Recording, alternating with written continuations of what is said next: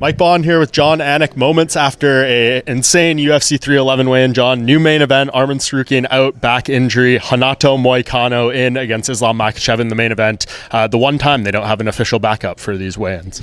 Nothing surprises me anymore. They did have two ranked lightweights on the card. They also had the guy in Renato Moicano who, other than the champion, does have the longest winning streak in this division at present among the top 10.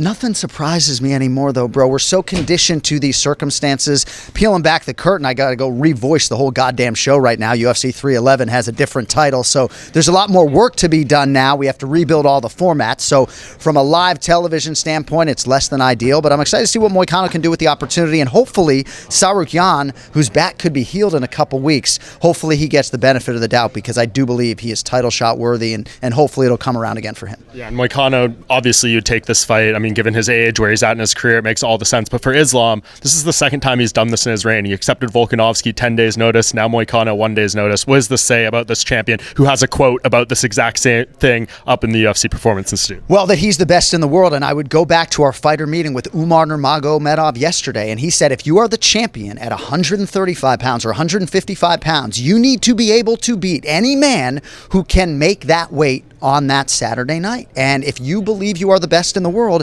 then you should be able to beat anyone. And Islam Makhachev is certainly that. I believe he's the best well-rounded fighter, most well-rounded fighter in the sport, the pound-for-pound king. Not at all surprised that he took the fight. Perhaps there would have been some pause because Pahumpa, Marcos D'Amata, the chief corner for Arman Tsarukyan, is also the chief corner man for Renato Moicano. So you know this camp knows you exceedingly well. You know, there's not as much upside in winning this fight for Islam as there would have been to really get some, you know, style points in a second win over Arman. But Islam's the man, you know, and that's why he took the fight. And last thing, if Renato Moicano pulls this off on Saturday, is this going to be the new biggest upset in UFC history? I don't think so. I would even look back at, you know, Shauna Dobson back in the day or Roxanne Modafferi as bigger upsets, even though they were in the women's game. Title fight upset.